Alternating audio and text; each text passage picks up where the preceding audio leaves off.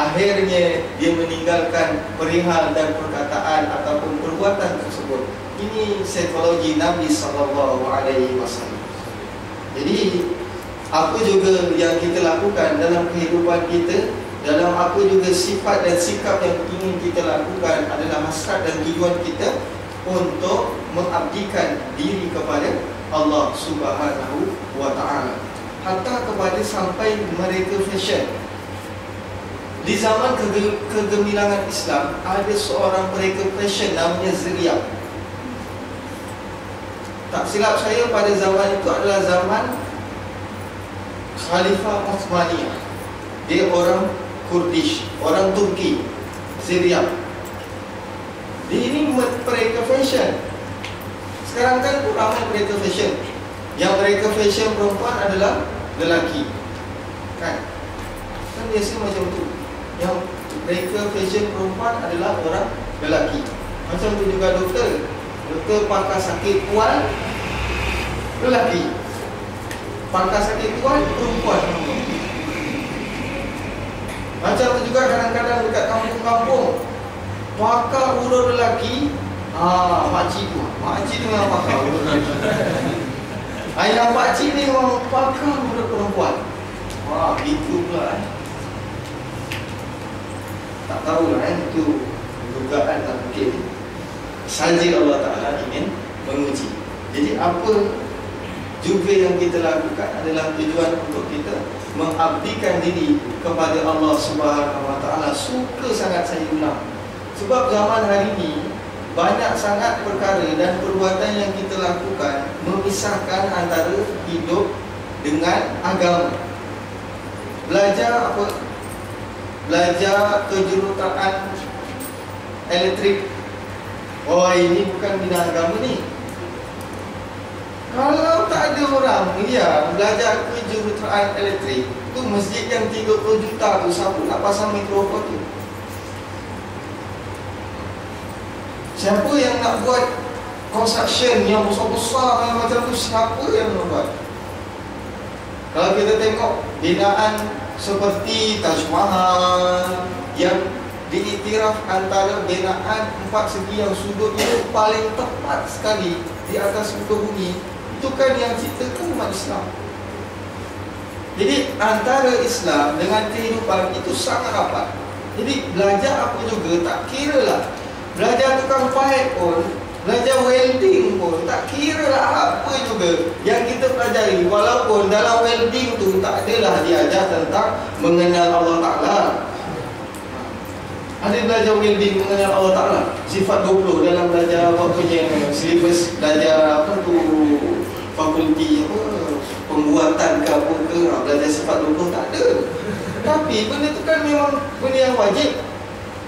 Tak kira lah apa juga pelajaran kita dalam atas dan tujuan mengabdikan diri kepada Allah Ta'ala, itulah yang Islam nak bawa. Tak jadi masalah. Tak adalah matematik itu terpisah. Tak. Kalau matematik terpisah dengan agama Islam, bagaimana kita boleh tahu bahawa dalam Al-Quran itu ada 114 surah? Macam mana nak kenal 114 surah kalau bukan matematik? Yang namanya 114 tu bukan matematik. Kan ada nama ilmu lain. Ini namanya apa, nama saintifiknya ni? Semuanya itu kan menjurus kepada Allah Subhanahu wa Ta'ala.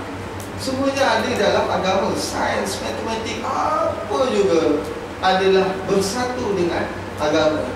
Yang memisahkan agama ini adalah Kristian, kerana mereka dulunya terkongkong dengan sistem gereja mereka. Apa-apa semua kena dengan cakap daripada padri. Tak boleh melanggar cakap padri.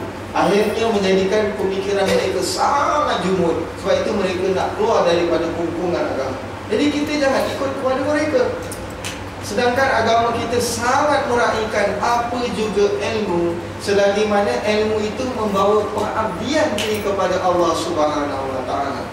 Jadi jangan kita rasa, aku dah sesat dan belajar apa ni, mechanical. Mana ada dalam Al-Quran mechanical tu? Ini kena patah balik ni, ya Allah, ya Allah, ini kena bertambah ni, ya Allah, sesat ni. Tak perlulah sampai kita macam tu. Jadi apa juga ilmu yang kita pelajari, walaupun bukan khusus bidang agama, ibadat, fiqh dan sebagainya, tapi membawa kepada pengabdian kepada Allah Subhanahu Wa Taala. Sebab kamu ni duduk dalam industri teknologi.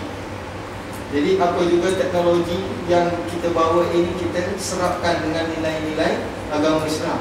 Bagaimana boleh cipta sebuah motosikal yang tak ada bunyi? Sebab bunyi itu boleh mengganggu manusia, memudaratkan. Ada jurnal tentang bunyi-bunyian kan, yang mana bunyi-bunyian melepasi daripada 20 desibel akan mengganggu apa? Saluran darah. Tu bunyi-bunyian. Sebab itu sering saya katakan, tu walimatul urus, kalau ada karaoke haram, tak payah pergi. Bunyi sounds yang kuat tu melebihi 100 desibel, melebihi 20 desibel pun sangat mengganggu sistem tubuh. Kalau 100 desibel, ya Allah, ni tubuh ni maki tuan ni. Cakap betul tuan aku ni. Jangan pergi tempat di sini buat apa? Kita makan tak boleh hadam, sangat lama dan sangat susah. Tetapi lain pula kalau dipasang dengan bunyi Al-Quran. Oh, ini kenduri walimatul urus pasang surah Yasin. Ya Allah, ini bukan orang mati. Itulah jumut pemikiran. Ini kau ni daripada kampung Hulu mana ni? Aku pun dulu duduk Parit Raja sampai kampung Hulu, aku pun tak jumpa orang Hulu macam kau. Baca Yasin. Yasin tu bukan hanya untuk orang mati.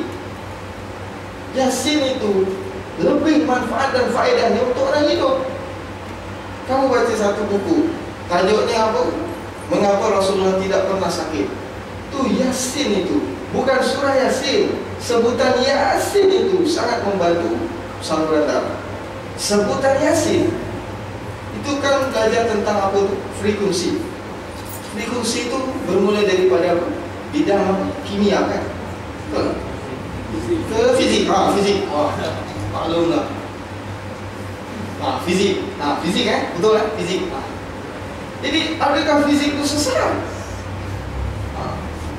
Jadi dengan bunyi-bunyian itu, sebab itulah contohnya Al-Farabi sampai boleh mencipta muzik. Sebab itulah dia juga terkenal salah seorang pakar dalam bidang fizik. Itu Al-Farabi. Bunyi-bunyian ini sangat membantu dalam kehidupan kita. Itulah, kalau kita nak buat apa, nak buat sesuatu, biar kita menyatakan pengabdian diri kepada Allah Subhanahu Wa Taala. InsyaAllah ada umur, ada masa kita jumpa lagi. InsyaAllah kita sama-sama sambung lagi. Mudah-mudahan Allah Subhanahu Wa Taala memberi keberkatan dalam ilmu pengetahuan yang sama-sama kita peroleh ini. Terima kasih di atas perhatian. Mohon ampun dan salah segala kesilapan. Aku qauli hadza wa astaghfirullahalazim li wa lakum. Assalamualaikum warahmatullahi wabarakatuh.